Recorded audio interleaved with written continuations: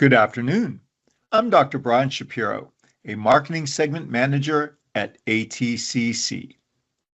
Thank you for joining us for the latest installment in the ATCC Excellence in Research webinar series. It's entitled Toxicological Models Matter, Human Cell Strategies for ADME, DMPK, and Safety Workflows. This webinar is presented by Dr. Ashley Cox. Dr. Ashley Cox is a field application specialist at ATCC, where she provides support and technical expertise in toxicology and cell biology. She obtained her PhD from the Marshall University Joan C. Edwards School of Medicine in Biomedical Research with a focus on toxicology. Prior to joining ATCC, Dr. Cox's research focused on identifying toxicological and cellular stress effects of flavoring aldehydes in vaping products using an in vitro renal model. In addition, her previous experience as an instructor have helped shape her expertise in scientific education and communication. Today, she supports ATCC customers in the toxicology research space to help overcome experimental challenges and build robust in vitro workflows. In today's talk, Ashley will cover how to choose appropriate cell models for ADME, DMPK, and toxicity studies. She'll then discuss the strengths of primary hepatocyte, PBMC, and hTERT-immortalized renal tubule cells in toxicology workflows and applications. And then finally, she'll show you application data indicating that using human relevant systems can improve decision-making and reduce late-stage setbacks. If you have any questions for our speaker, please remember to use the chat function available through the webinar program. All questions will be answered as time allows at the end of the presentation. The recorded webinar presentation will be archived on the ATCC website, www.atcc.org. So with that, I'd like to welcome Dr. Ashley Cox. Thank you for that introduction. As Brian said, my name is Ashley Cox, and I will be giving this webinar today on choosing the right model for your toxicology workflows. Before we get started, a few words about ATCC. We were founded in 1925 and are a nonprofit organization with headquarters in Manassas, Virginia, and an R&D and services center in Gaithersburg, Maryland. We are the world's largest, most diverse biological materials and information resource for cell culture, often considered the gold standard in life science research. We're also an R&D company featuring a growing portfolio of advanced 2D and 3D models. These models can be incorporated into toxicological studies, and I will be focusing on discussing some of those today. Here's today's agenda. I will be discussing first our mission at ATCC and some of our future directions briefly. Following that, I will get into the main discussion of this webinar, which will be about the different cell line tools available to help further your tox research, followed by a brief summary and a Q&A session. Here's just a brief history of the evolution of cell models. They have evolved from continuous cell lines extracted from patients all the way to organs on a chip as models. They have definitely grown in complexity and functionality over the years. It all started with continuous cell lines, isolated from tumors, followed by transfected or transduced cell lines that were genetically manipulated. Following that came along the second generation of primary cells developed from primary tissues, which required the development of specialized isolation procedures and media. The third generation of cell models included gene-edited cell lines using technologies like CRISPR, along with the development of immortalized primary cells. The current stage of model development is focused on 3D organoids, such as spheroids, which give us the possibility to culture cells from tissues that are difficult to maintain in vitro, such as intestinal epithelial cells. We can utilize any of these generations as tools to build models with more complexity and in vivo physiological relevance, like organ-on-a-chip models, and that can help fulfill the needs for more complex models to advance drug discovery and development. Before diving into the different models I'll be discussing, I just want to show this useful chart. It summarizes the various benefits of using certain models over another type. We have a wide variety of models to choose from at ATCC, and it really comes down to what fits your application best and what you're trying to achieve when selecting the right model or models to support your research. Depending on where you are in your research workflow, one model may be more appropriate over the other type.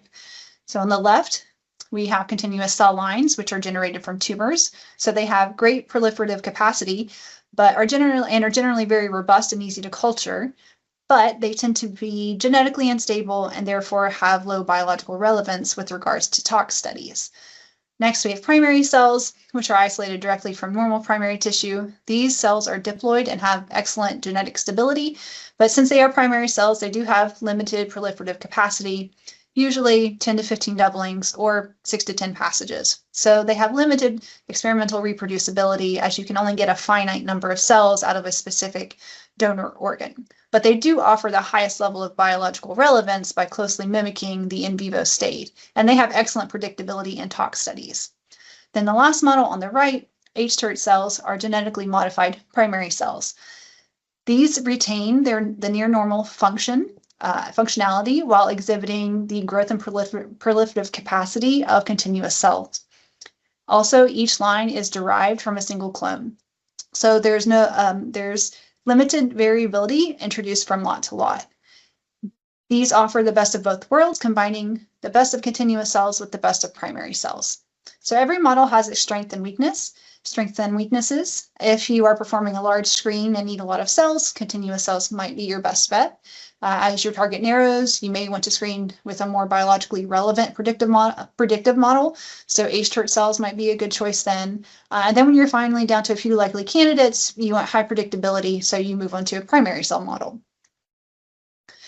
As I mentioned previously, the ATCC portfolio has a wide breadth of cell lines to choose from, depending on your research and application needs. So today I will be discussing different toxicology cell models in the primary cell and immortalized cell portfolios, along with the hTERT cell lines and primary cell lines, specifically hepatocytes and PBMCs, as well as the renal proximal tubule epithelial cell hTERT model that we have. So first, starting off with hepatocytes. Primary human hepatocytes are isolated directly from human donor liver tissue, which makes them one of the most biologically relevant models to use. They are often considered a gold standard because they retain key drug metabolizing enzymes like the major CYP enzymes. They closely reflect how drugs are processed in the human liver. This makes them more physiologically relevant than many immortalized cell lines or non-human models out there when studying toxicity. So looking at this flowchart, you can see at the top, one of the main advantages of using primary human hepatocytes is their ability to form clinically relevant metabolites. And that allows researchers to capture human-specific metabolic pathways that are often missed in non-human or engineered systems. Because of this, they significantly improve the prediction of drug-induced liver injury, which remains one of the most common reasons for late-stage drug attrition and post-market withdrawal. And as the chart shows, there are many different pathways of toxicity that can be performed or carried out within the hepatocyte. Although they are the gold standard, working with primary human hepatocytes can have some challenges for the end user. So selecting and ordering the correct donor lot can be difficult, particularly when access to donor information is limited. But all of our lots do have detailed donor information listed in the certificate of analysis that can be viewed before purchasing. Another important point is that we offer lots with varying genetic diversity, and that donor information is also readily available on the COA as well. So that's going to be important for users who want to look at effects of drugs or other substances on a wide variety of backgrounds. That can be especially relevant to human clinical trials later on in the drug development pipeline, where pharmacogenomic differences can often emerge. Oftentimes, lots are not pre-qualified for specific applications as well, which can introduce some variability in early study design. All of our lots are pre-qualified and rigorously tested to meet our standards, though. If you buy a 7-day qualified lot, then you can have peace of mind knowing it will absolutely last those full 7 days. If you want a spheroid qualified lot, then you won't have to worry about the lot you're choosing not forming spheroids. At the same time, there are relatively limited in vitro models for ADME tox testing, and attempts to replace primary human hepatocytes with immortalized hepatic cell lines has seen only limited success. We have suspension 3-day and 7-day models to suit your application needs. And in addition, select numbers of our 7-day lots are qualified for spheroid formation, as I mentioned before. Those spheroid forming lots can actually last up to 4 weeks after plating once they have formed spheroids. So those are going to be ideal for those longer term applications. Hepatocytes are also oftentimes hard to source due to availability. However, if you want, you can always see what is available easily on our website using our web tool, our lot selection web tool. Functionally, primary human hepatocytes are often prone to rapid loss of hepatic phenotype after isolation as well. This is one of the more pressing concerns. So dedifferentiation, loss of metabolic enzyme expression over time, and low or short viability after plating all constrain experimental windows and data consistency.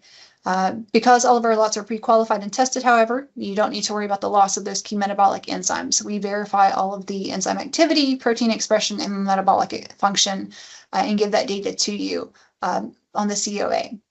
And then our minimum requirement for viability post-plating is 70%, but they often exceed that with most lots being about 90% or higher.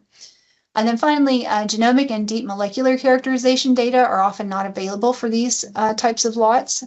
So that further complicates interpretation and reproducibility sometimes. So to help overcome this, ATCC is able to provide omics data that can actually help you further your own tox research.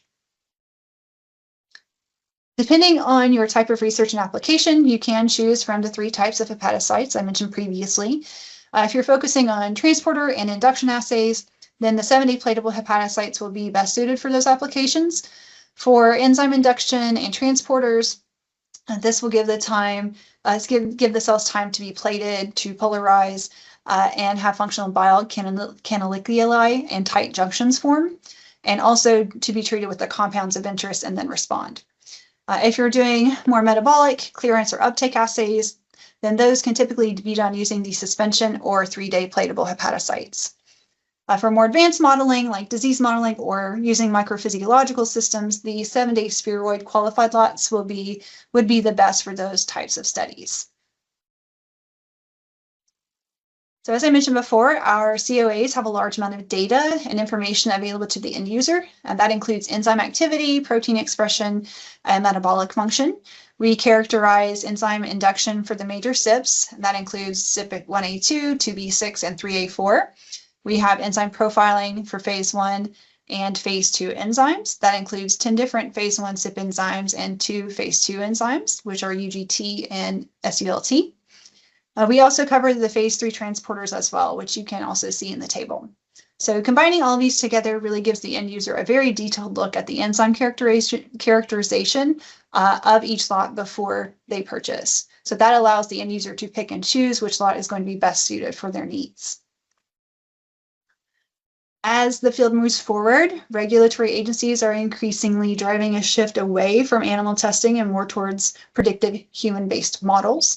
So that's where liver microphysiological systems can come into play, or MPS platforms. These are designed by integrating microfluidics. They recreate key aspects of the liver's dynamic microenvironment, such as continuous perfusion, physiologically relevant nutrient gradients, and cell-cell interactions. The result is sustained hepatic function over extended culture periods, and that enables a more predictive and mechanistically relevant model of human liver toxicology. Here are some examples of the MPS platforms we have used with our hepatocytes. The Emulate system is a flatbed design, whereas the CN Bio system is a meshed 3D design. And we actually have a really great poster with a lot of fantastic data comparing these two types of MPS along with spheroid systems using our hepatocytes. So I'm going to discuss a little bit about that data in the upcoming slides. But the poster can actually be found on our website, and I've put the link in the slides at the end of this presentation. So be sure to check that out if you have time. So here are some images from that study showing expression of various transporters in spheroid and in the spheroid platform. At the top here, you can see spheroid formation over the course of 14 days, and then confocal images showing MRP transport expression as well on the bottom. And these are using the Acura 96 spheroid microplate, but we've used other types of spheroid plates as well in our own labs that also work. And here's another small sample of data from that same study, comparing the sandwich culture, standard sandwich culture, to the MPS systems that I've mentioned for albumin secretion and CYP3A4 activity. As you can see, for albumin secretion, it is maintained up to 15 days in the spheroid and MPS platforms. CYP3A4 activity is also induced after treatment with rifamycin after 8 days in spheroid culture and 9 days in the MPS platforms. Note that the sandwich culture only lasts up until 5 days. So these MPS platforms really allow for longer term study if that's what you're aiming for. The spheroids, as I mentioned, for example, can last up to 4 weeks in culture after forming. And here's the data for various hepatic transporters using both the Emulate and CN Bio systems at 15 days. You can see that relative expression is still maintained well in these systems. These data, along with the previous slide, really illustrate the potential of MPS platforms in long-term studies using our hepatocytes, and that they maintain that functionality and performance within that time frame. So to fully understand liver toxicity, it's really not enough just to look at viability or a single enzyme readout in isolation. Integrating transcriptomic, proteomic, and functional activity data also provides a much more comprehensive and mechanistic view of hepatocyte response to chemical or drug exposure. Transcriptomic data allows us to see early changes in gene expression, often before overt toxicity is even observed. But proteomic data can add another layer, confirming whether those transcriptional changes translates into protein level effects on key metabolic enzymes, transporters, and stress response pathways. Together, these can connect metabolic changes to actual functional outcomes. So here you can see an example of some of the transcriptomic data that is available for some of our hepatocyte lots. You can see the variation between lots, which are denoted by different colors across the two graphs here. For both CYP and ABC families, we show the importance of understanding transcriptomic differences between the donors of these lots. It's this type of data that's going to be critical for understanding responses based on different donors and genetic backgrounds. To better understand that donor variability and in hepatic function, we focused analysis on genes central to liver physiology and metabolism, such as the CYP and UGT enzymes, as well as the ABC transporters. These gene families play central roles in absorption, distribution, metabolism, and excretion of xenobiotics, and that makes them highly relevant for toxicology and drug disposition studies. So as you can see in the heat map data, when we examined expression patterns across donors, the normalized expression patterns range from about -1.8 to 2.2, which is highlighted at the bottom there in the bar. And that showed us a very broad and dynamic range of expression across donors. So overall, we observed a clear difference in metabolic gene expression among the donors listed here. As I mentioned earlier, we also have the proteomics data to go along with transcriptomic data as well. Here is another set of data that shows the protein abundance for the CYP and UGT enzymes across 3 different lots. Again, you can see how donor variability greatly affects protein abundance for these particular enzymes. I've highlighted 2 important proteins here, CYP3A4 and UGT1A1. These are ubiquitously expressed at the mRNA and protein level and are drug metabolizing enzymes. So understanding the differences in expression within different hepatocyte donor lots, as shown in studies like this, is going to be key for understanding the range of drug effects within a population.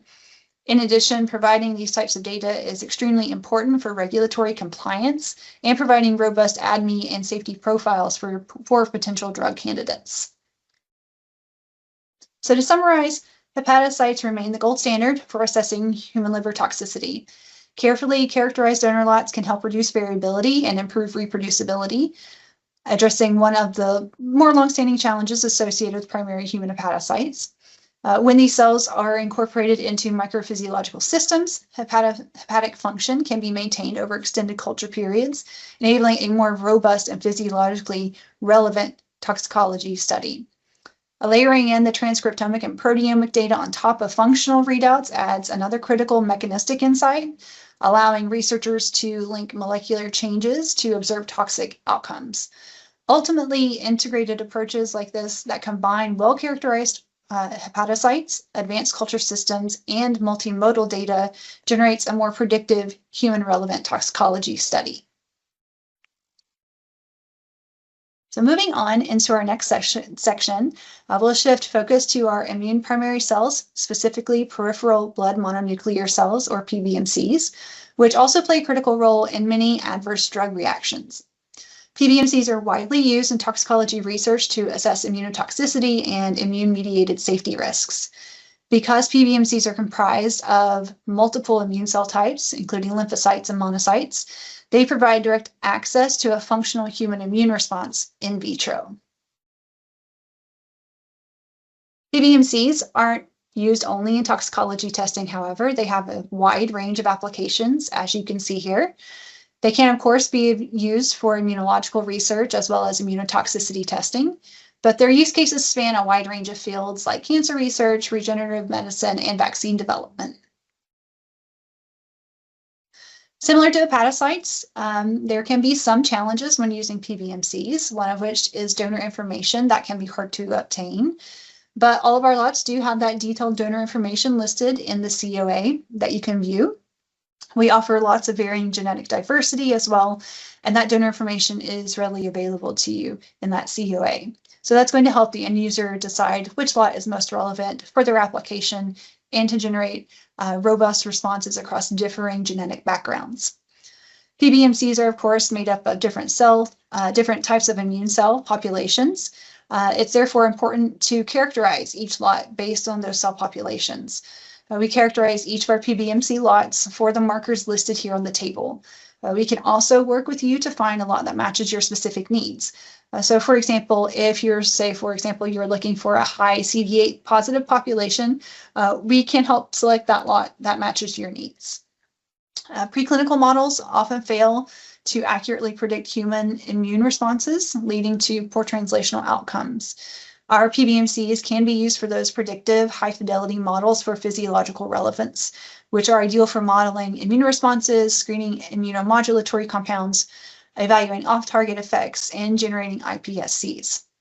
A regulatory risk may also be a concern when using PBMCs. Variability in primary cell materials and insufficient documentation can undermine reproducibility and study design.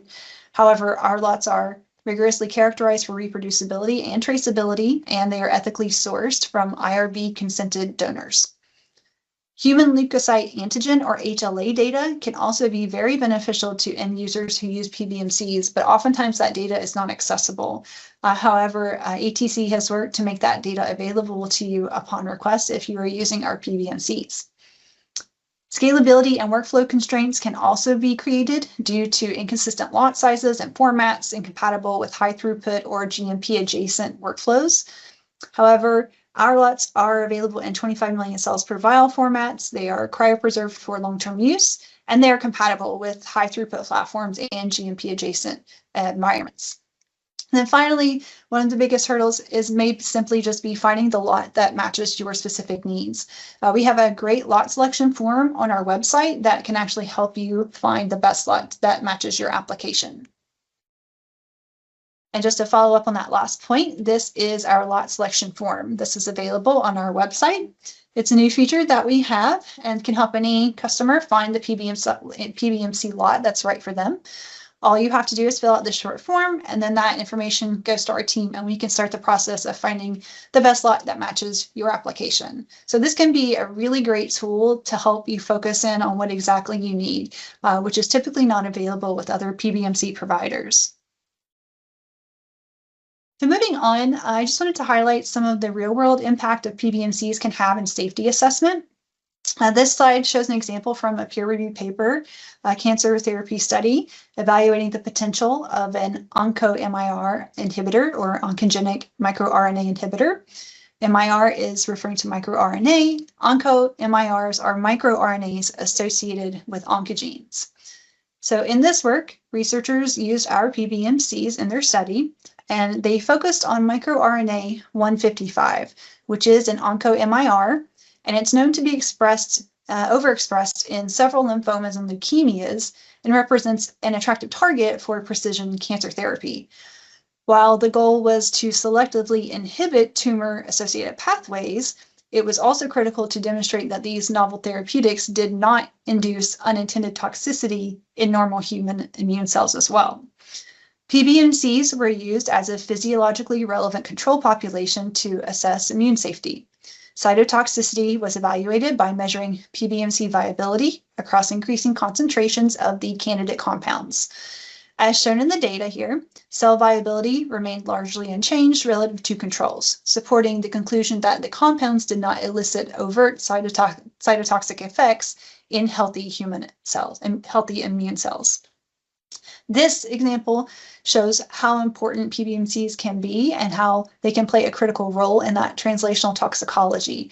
They can provide early human-relevant immune safety data that helps de-risk therapeutic development while supporting confident progression of promising cancer treatments. And here's another example of another publication using our PBMCs. This study is from Nature Communications, and they looked at the ability of a pH-selective antibody called SNS1. They were looking to inhibit the VISTA checkpoint with this compound, SNS101. VISTA is often highly expressed in certain types of cancer, making it a good target. And VISTA is an inhibitory immune checkpoint expressed on myeloid and T cells. So while VISTA is a promising immunotherapy target, earlier antibodies against this pathway were actually limited by rapid clearance and, more importantly, cytokine release syndrome. So to assess this risk of this compound, SNS101, in a human relevant system, the authors used PBMCs co-cultured with HUVEC cells. This model allowed them to directly measure cytokine release, including IL-6, IL-8, TNF-alpha, and IL-10, following treatment with SNS101 and other similar antibodies. So as shown in the figure, PBMCs revealed a clear difference in immune activation profiles for those compounds. The non-pH selective VISTA antibodies, which are in red and blue, induced elevated cytokine release, while SNS101 demonstrated a more controlled immune response, supporting its improved safety profile. This work again highlights why PBMCs are so valuable in immunotoxicology. They can help capture complex donor-relevant immune responses that cannot be modeled in simpler systems. By identifying cytokine release liabilities early, PBMC-based assays can help de-risk immunotherapies and support the development of safer, more effective cancer treatments. So to close out the PBMC section, these models play a critical role in predicting human immune responses that may be missed by animal systems, including cytokine release, hypersensitivity reactions, and unintended immunosuppression. Because PBMCs are sourced from well-documented human donors, they also enable assessment of population variability. Importantly, PBMC workflows allow selection of donor lots enriched for specific immune cell populations, ensuring alignment with the research question. And then finally, PBMCs integrate seamlessly with metabolic assessment strategies as well. For example, by testing hepatocyte-generated metabolites directly on PBMCs, researchers can evaluate immune effects driven by human-specific metabolism, and that further strengthens the translational relevance of in vitro toxicology studies. So moving on to the last model that I'll be discussing in this webinar, the hTERT-immortalized primary cells are designed to retain key characteristics of their primary counterparts, while also addressing the limitations around scalability and consistency. From a growth perspective, these cells maintain replicative capacity, which is why we call them immortalized. And they also maintain population doubling rates that are comparable to primary cells, rather than behaving like rapidly proliferating tumor-derived lines. In terms of characterization, hTERTs closely resemble the primary cells in morphology and marker expression as well. Functionally, these cells respond within expected physiological ranges and demonstrate behavior that is analogous to primary cells across relevant assays. With regards to growth, the cells show enhanced doubling capacity. To illustrate what I mean, you can check out the figure on the right here. Primary melanocytes in purple and hTERT melanocytes are in red. You can see that the hTERT population doubling rate is comparable to the primary cells. However, the hTERT cells continue to divide, undergoing here over 40 population doublings. So here you can see some of the key properties of hTERT-immortalized cells and why they are so valuable as research models. From a biological standpoint, these cells retain the expression of key phenotypic markers and maintain a stable normal karyotype. Importantly, they are non-malignant and preserve normal cell cycle control, including functional p53 and PRB checkpoints. They remain contact inhibited, anchorage dependent, and are responsive to physiological growth cues as well. And they do not display hallmarks of cellular transformation, such as uncontrolled proliferation or tumorigenic behavior. So because of these characteristics, hTERT-immortalized cells are well suited for a wide range of applications that you can see listed here on the right.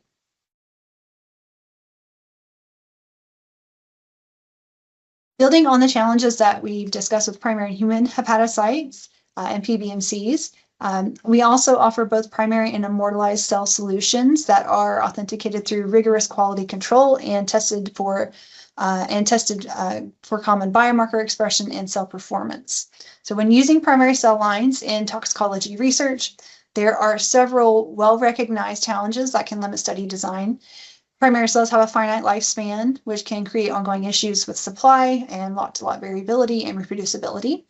This can be particularly problematic if you're going for a high throughput screening and mechanistic study where consistency over time is critical. In addition, the limited culture lifespan of primary cells can make it difficult to investigate long-term or chronic toxicity effects.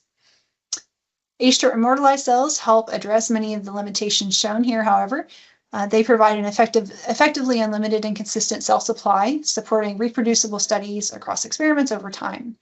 Importantly, these cells maintain the characteristics of normal primary cells during extended culture, enabling a more physiologically relevant toxicology assessment. You don't have to worry about loss of phenotype or metabolic changes in enzyme expression.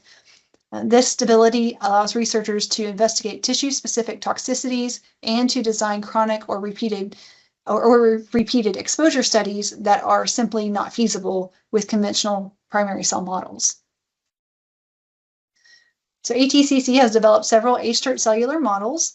These have proven to be extremely useful tools that researchers can take advantage of to further their toxicology research. So today I'm just going to briefly go over one type, and that is a very important one, the renal proximal tubule epithelial cell hTERT model. As many of the drug metabolites that are excreted through the kidney go through the kidney, the kidneys will constantly get exposed to potential toxic substances, which can cause drug-induced toxicity. The nephrons are the functional units of the kidney. However, one interesting aspect of the renal function is that our kidneys do not need to use all of the nephrons at once to perform the filtration function. So unfortunately, this large functional reserve of the kidney is often a reason why we don't detect nephrotoxicity at early stages. It's usually not until about 60% or so of our nephrons have been compromised that they stop functioning and that the kidneys begin to fail. So nephrotoxicity can be hard to detect early on in clinical trials. And besides the liver, the proximal tubules of the nephrons are a major site where non-filtered xenobiotics are metabolized and excreted. The proximal tubules express a number of drug or solute carrier transporters, such as the organic anion and cation transporters, OAT1 and OCT2, along with numerous phase 1 and phase 2 drug metabolizing enzymes. So there can definitely be some challenges when looking for the best proximal tubule model. Obtaining these cultures is inherently difficult, especially when you consider the many different distinct cell types within the kidney and the nephron. So achieving a homogeneous culture that actually retains physiological function can be a significant hurdle. But one of the more pressing issues is that of transporter expression. So primary renal proximal tubule epithelial cells tend to lose expression of key transporters over time, like OAT1, OCT2, and OAT3, once they're placed in culture. Researchers have attempted to address this by transiently expressing these transporters but this approach sometimes introduces another problem, and that's large variability between lots.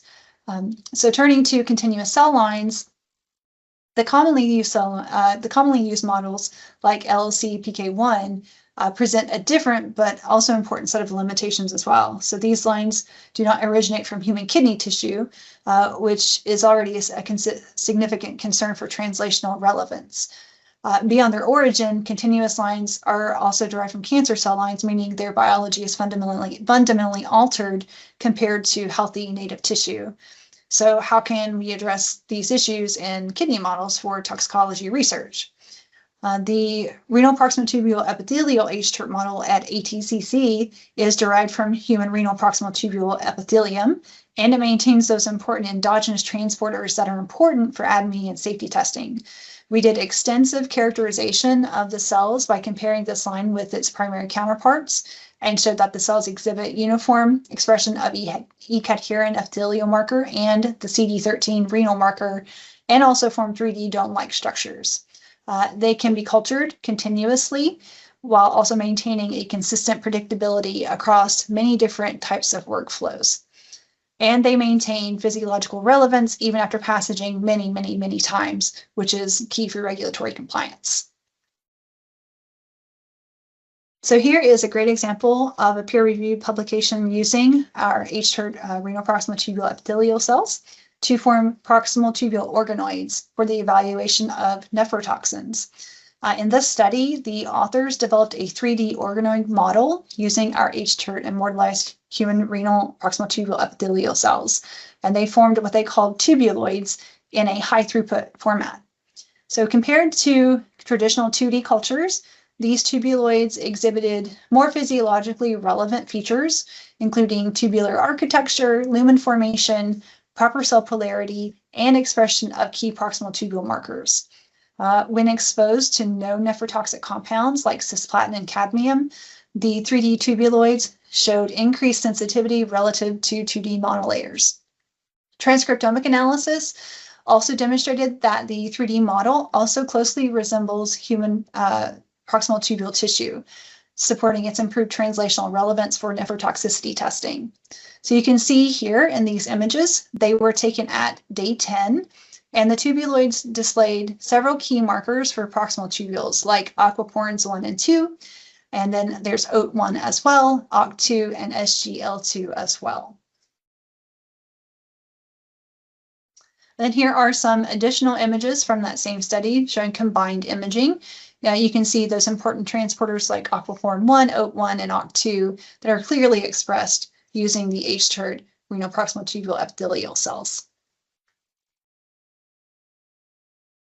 So to summarize, hTERT-immortalized primary cells combine the biological relevance of primary cells with longevity and scalability of continuous cell lines.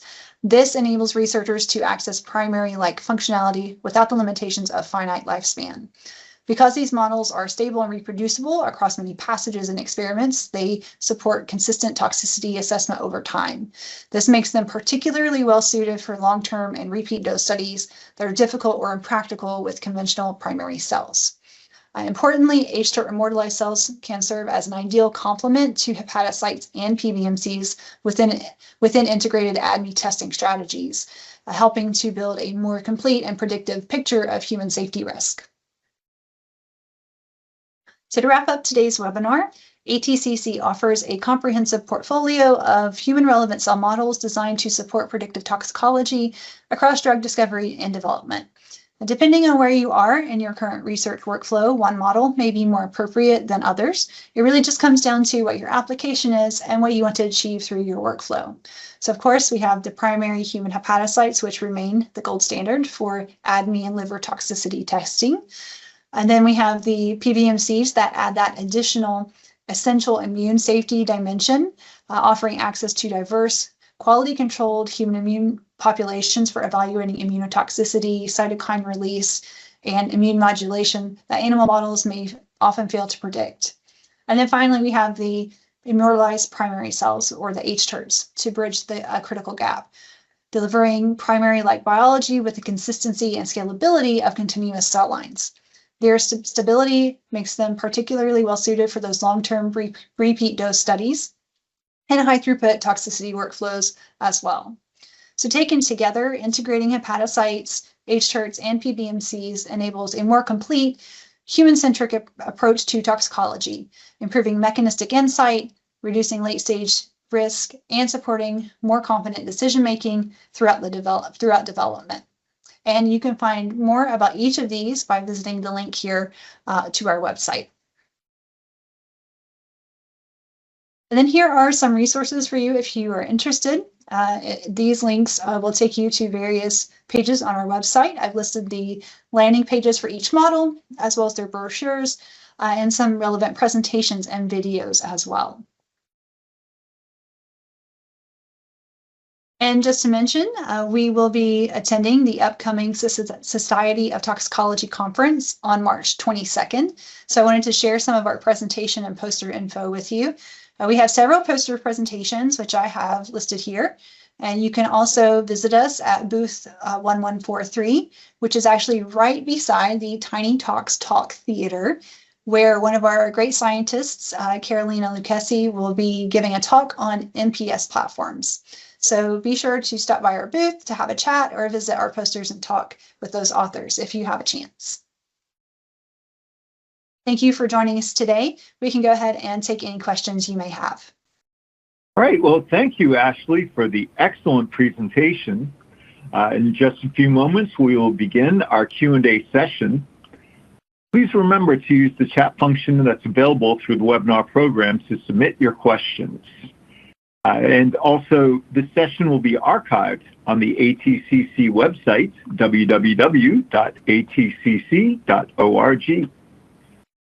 And to answer the first and easiest questions, can we get the slides? And the answer to that is yes. That will be on our website, available at the same place that you'll be able to view the video recorded. All right. And a bunch more questions have come in. Let's see. For this first one, Ashley, can you talk about maybe why is it so difficult to isolate hepatocytes, primary human hepatocytes, that is? Yeah, and can you hear me okay? Oh, just fine, yeah. Okay, great. So there are several reasons that could be why. One really is that there's a lack of just suitable livers to harvest cells from in the first place. This is largely due to increased transplants and lack of access to livers at the research level. Another reason is that once a liver is sourced to harvest from, the cells have to still meet certain requirements to be usable for either suspension or to be platable. So just because you have a liver to harvest cells from doesn't necessarily mean those cells are going to be good quality to use in research. The livers that are received for research are the ones that were passed over for transplantation. So they may have other issues or problems that then affect the quality of the hepatocytes when they're harvested. Gotcha. Somewhat related around primary human hepatocytes.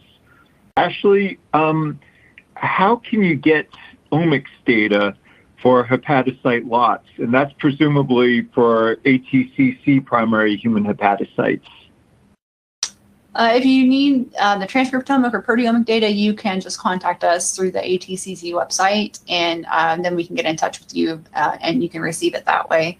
And then if you want genomic data from the hepatocytes, we have that available on the ATCC genome portal. Alrighty. Now, let's sort of change tact a little bit here. We've had a couple questions come in, and I'm just sort of grouping them together around primary, around hTERT-immortalized primary cells. So can you talk a little bit about how the hTERTs are immortalized? Yeah. So they use we use the telomerase enzyme in order to maintain the longevity. We use a lentiviral transduction, and that safely transfects plasmid containing the catalytic subunit of human telomerase into the targeted primary cells. Then after that, we'll do some antibiotic selection, and then we do some characterization of single cell colonies, and then we expand and bank from that single cell colony. All right, good, good. Related to hTERTs, they're generally thought of as sort of the best of both worlds, right? They have that the physiological relevance, but then you can also passage them. How many passages can hTERTs generally undergo? How long do they last? Theoretically, they can last indefinitely as long as they're properly maintained and you're using the correct media and the recommended handling and passaging. Then they should last indefinitely. Okay.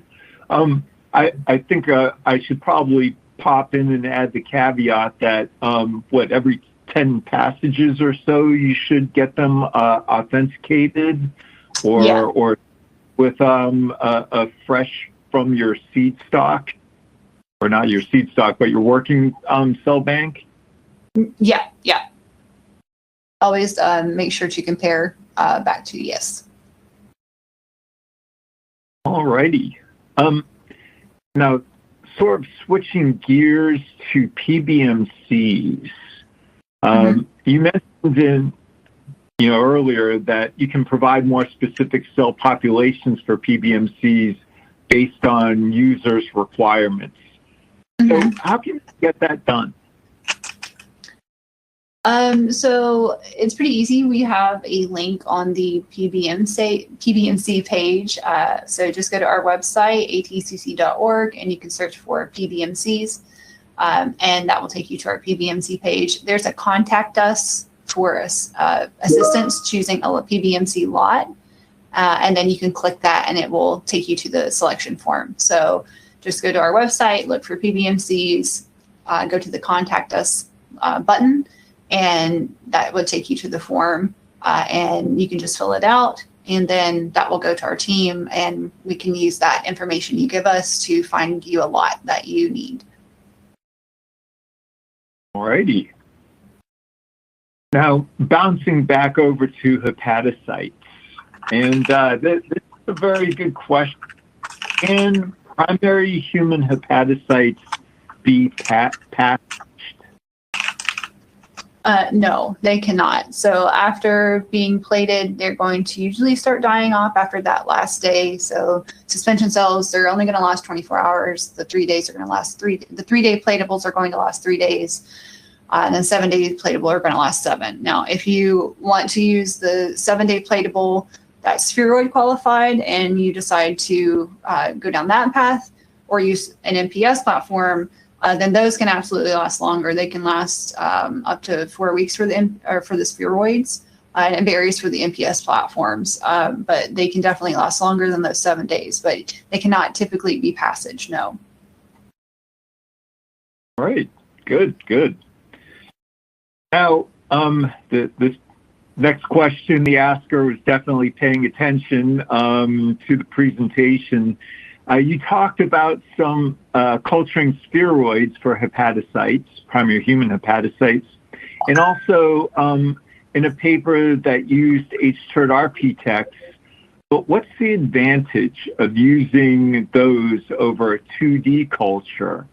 Or just say, I guess generally, a microphysiological platform versus just 2D culture? So 3D models and MPS platforms, they're going to be typically more used for more accurate long-term and metabolically relevant toxicity assessments. And that's just largely due to the fact that they really closely mimic the liver microenvironment better than traditional 2D cultures. 2D primary human hepatocytes are still great, and you can get very good data from them for ADME or other types of toxicology testing. But the more closely you can mimic that microenvironment in the liver, the more accurate the data is going to be with regards to ADME or safety testing. And also, when you're doing spheroids or using MPS platforms, the enzymes and transporter expression, those are going to typically last much longer than they would in a typical sandwich culture. Yeah. All right. Good, good.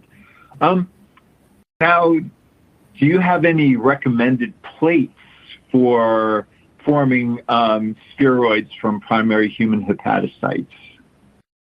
Yes, so plates, we typically use the BioFloat, but our labs have used others in the past. So they've used the Sphera plates, the Acura plates, Elplasia, S-Bio Prime Surface. So all of those are plates that have been used to form spheroids with our hepatocytes successfully in our own labs before. But we typically use the BioFloat, though. Okay. Now, in one of the papers, actually, you mentioned that used ATCC PBMCs. You showed a few of the cytokines that they measured. Now, was all, or do you know if they looked at any others in that study? Oh, yeah, they did. So they looked at GM-CSF, they looked at interferon gamma, IL-2, and IL-4. All of those were included in that study. So they did try to examine a broad range of cytokines for the safety profile on that one. Yeah. Okay. Here's an interesting one, and I know that we've gotten this question before, and I think this actually differentiates us from a lot of other providers of PBMCs.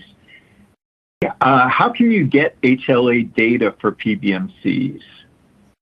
Oh, yeah. So again, you just go to our website, atcc.org, and use the Contact Us feature, and then make that request through the Contact Us form. And then that can come to our team, and then we can get that data to you. Yeah. Very simple. All right. Okay, this next question is interesting. So Ashley, is plating hepatocytes different if you're doing spheroid culture versus 2D culture? And I think 2D culture, you have to do a sandwich culture, right, for primary human hepatocytes. Yeah. Yeah. So, yeah, the 2D is going to be your standard, like, sandwich culture. So the plating protocol is a little different. And it's also going to be different depending on if you're doing suspension or the 3-day or 7-day platable or a spheroid culture or plating rather. So for the suspension lots, you're just going to be doing the thaw and maintenance medias with the suspension cultures. But with the 3- and 7-day platables and the spheroids as well, you have to add in the plating media as well. So essentially for suspension lots, you're going to go through the thaw process for the vial. And then once that's finished, they're pretty much ready to go for the workflow because they're only 24 hours. The 3- and the 7-day platables and to form spheroids, you again go through that thaw process. And then that's actually followed by a period of time using the plating media. So you allow the plate to rest in the incubator with the plating media for a set amount of time. And then after that set amount of time, you'll replace that with the maintenance media and continue on to do your media changes each day for the 3- and the 7-day platables. The caveat for this, though, is for spheroids because you want the spheroids to form and they're very delicate, so you don't want to disturb that plate. So you'll follow the regular plating protocol, but you actually won't add maintenance media after that first time doing the initial plating. You just allow the plate to remain in the incubator undisturbed for 5 days. And it's really, really important that it's undisturbed if you're trying to form those spheroids, because they're very, very delicate and sensitive. So typically by day 5, you're going to have spheroids formed, and then you can proceed. You can do a 50% media exchange by replacing that plating media with the maintenance media. And usually the spheroids are going to be assay ready no earlier than day 7 or so. All right.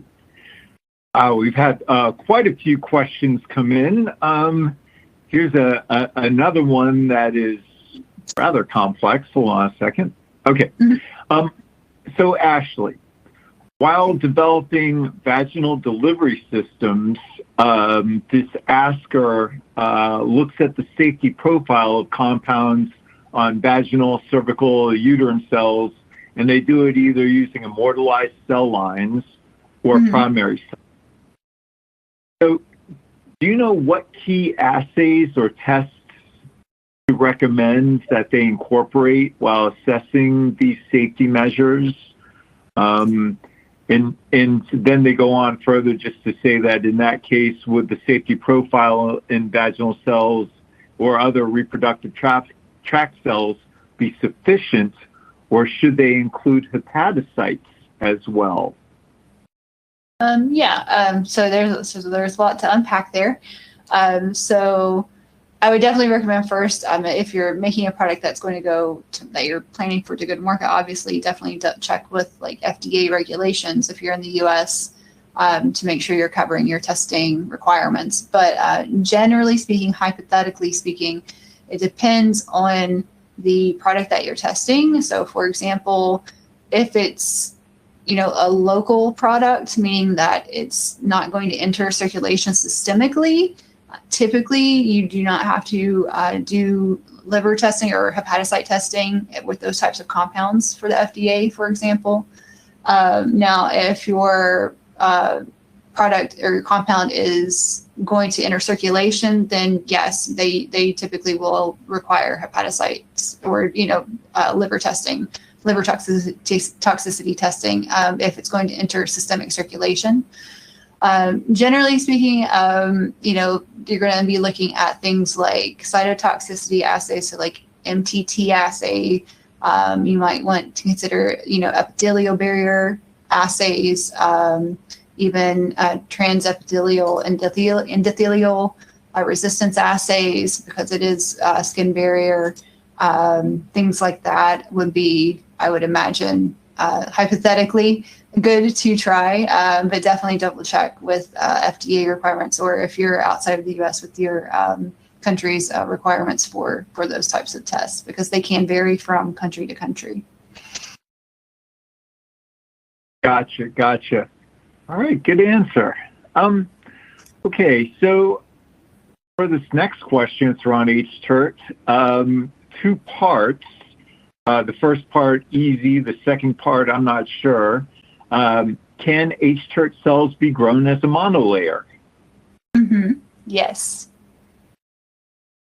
Yeah, I think that's the simple answer. In the ATCC, I know that we've grown, all of our hTERT cells more or less as a monolayer, but then we've also done a lot of validation data going all the way back to 2011, I think, showing that, they can also grow as more of a in complex kind of 3D type systems, like small airway cells, forming different cell types and that sort of thing, or epidermal keratinocytes. But then, to get more complex, we don't, the next question is, do the hTERT 3D organoids require matrigel?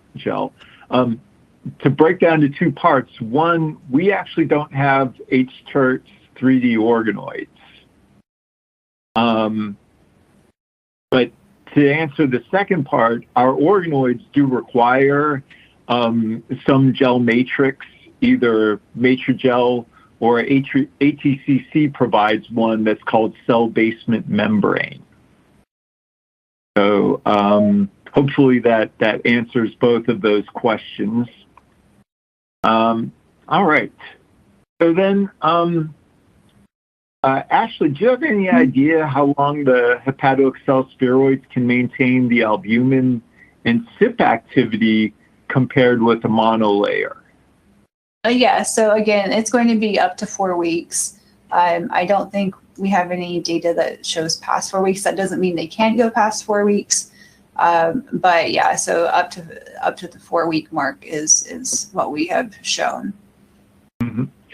And for clarity, that's 4 weeks in spheroid culture, but for 2D culture, it's just they're basically just viable for whatever day it is that we say it is, right? That we have in the name of the product, right? Mm-hmm. Gotcha. All right. Next question's very interesting. We are planning to investigate liver-gut interactions in the context of toxicology and would be grateful for your advice on suitable cell models to use in this research. Yeah. So I think probably for that one, that would be more of we would need to have a deeper conversation about what you're looking to do, what type of model you're looking to use, and maybe cold culture requirements, things like that. So we can definitely get your info from this webinar and reach back out to you, and then we can have that discussion. And actually, I could kind of extend that a little bit.